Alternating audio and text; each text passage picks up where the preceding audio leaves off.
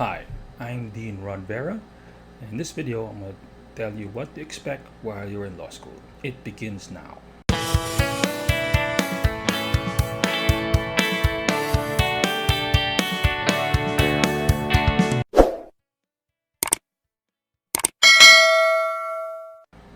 Welcome back. If you're new to this channel, I invite you to like, share, and subscribe to my channel. It's free, and if you do so, you receive good luck. Alright, so you just graduated from college, or you're in high school and about to enter college, and you want to prepare for law school. Here's what to expect. First, applying for law school is the first step, maybe even the hardest. You have to choose the law school. I'm not here to choose what law school is good for you. Sometimes location is an important factor, reputation, sometimes even the range of tuition fees. But know that before you apply for law school, the Legal Education Board requires that you have to take the PhilSat. It's the law school aptitude test. It's supposed to be uniform for the whole country, and if you get at least a 75, it allows you to apply for law schools. Right now, some schools only require the PhilSat, but some top-end law schools have their own entrance exam aside from the PhilSat. You have to study for those two exams, the PhilSat and your law school, the law school that you're applying to, their own entrance exam. For my school, the University of Caloocan City, when the PhilSat was mandated, that was our entrance exam. But for the year 2020, we decided since the PhilSat was not required, we had to have our own law school exam. Some schools also have an interview process. Sometimes you'll be interviewed by the law school dean, the associate dean, or maybe even a lawyer. In that interview process, remember, be yourself, be confident. Know why you want to be a lawyer and use those reasons to encourage you to stay in that interview. If they ask you why you want to be a lawyer, be honest. If you feel wronged by somebody and then being a lawyer will help that, or you want to fight for the oppressed, fight for justice, fight for a society, fight for a cause, use that. Be honest about that. And of course, if you want to be a lawyer because you want to get a promotion and you're in the government service, say the same thing. Or lastly, if you want to be a lawyer because of money or earn money and be rich, say so. There's nothing wrong about that. At least you're telling the law school dean or whoever's interviewing you that you are honest and sincere. Now, what to expect in law school is that you have to have a 3-level skill set or a 3-pronged skill set. First, you have to have good reading skills, good speaking or reciting skills, and also good writing skills. In reading, you're going to read so much. Sometimes you can read a book a week. Maybe when you're a senior or third year, it's going to be a book a day. Aside from reading books, you're going to read cases, jurisprudence, and also law school books. There's going to be so much reading. If you're not a reader, you're going to have to start enjoying reading books without pictures. Reciting or speaking.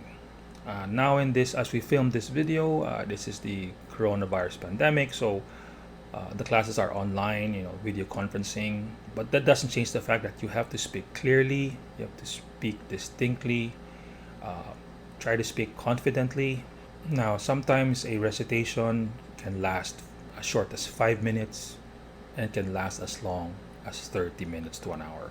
I myself had students stand up for 20 minutes.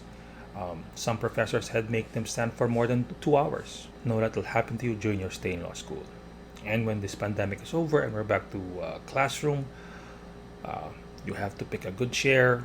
Try not to stay far back because the farther you are from the professor, the louder your voice must be, and using a louder voice adds a little stress. So being up front of the professor or being near the professor allows you to speak in your normal tone, and in that way you'll gain more confidence and even more courage. Another skills that you have to understand, or another skill set that you have to master, is writing. Some professors will ask you, aside from reading the case, will ask you to make case digests or case briefs, as they say. Also, of course, you have to write in exams, so you have to remember to improve your handwriting. You might have to do research papers, and if you're taking a Juris Doctor with a thesis, you can write a thesis. It's probably at the very least 50 pages long, and you have to do it when you are about to graduate. So all these things, reading, writing, and reciting or speaking, you have to know that you have to have this skill set. You don't have to master them or be really good at it, just be adequate at it. Another expectation. Expect a culture shock in law school. It's not high school, it's not college where you're free to talk. In law school, the professors are the meanest people on earth during the class time. Outside, professors are the corniest, the funniest, most easygoing people out there. You're gonna have to be humble. You're gonna have to have humility while in law school. Know that you're going to be wrong. Know that the professors are right, even when they're wrong. It's not something that's demeaning, but it's something that will help you while you're out there as a lawyer. About this culture shock and about the professors. Know that it's not personal. Outside of the classroom, outside of the class time, the professors will treat you just like any other regular person. Another expectation that you have to understand or know that it's coming is details. Details, details, details. A lot of people write in their resumes or their CVs, I'm a detailed oriented person. Well, it's gonna be in law school. You have to know the minute details, the specifics. When you're reading the law, know that the provisions of law have a certain details in the grammar. They have details in the syntax, how it is written. You have to know the details in the punctuation. And also importantly, you have to know details in the logic. Why was the law written that way? Why was the law phrased that way? When you understand that, you will have a better absorption or understanding of the law. When you read cases, there are details that you have to understand and have to remember. You have to remember the facts of the case. What led the people in the case to fight each other? What was the cause of the conflict? What was the cause of the argument?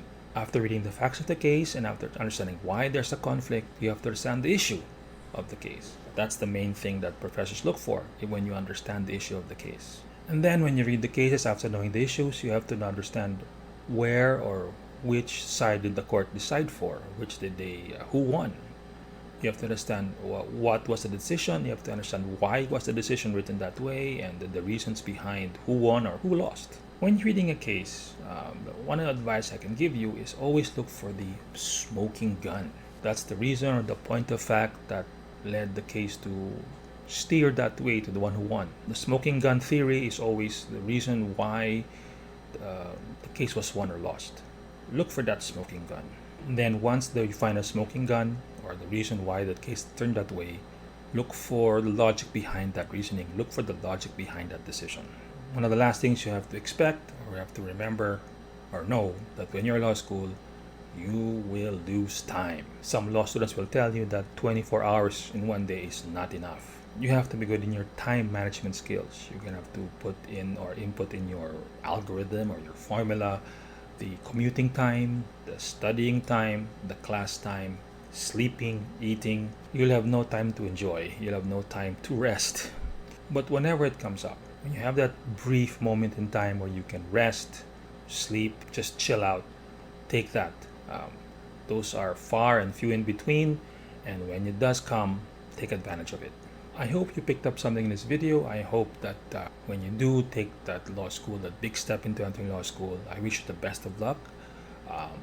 And if you see me one day, don't forget to say hi. And when you're a lawyer, I hope to see you in court one day, just not on the other side of my case.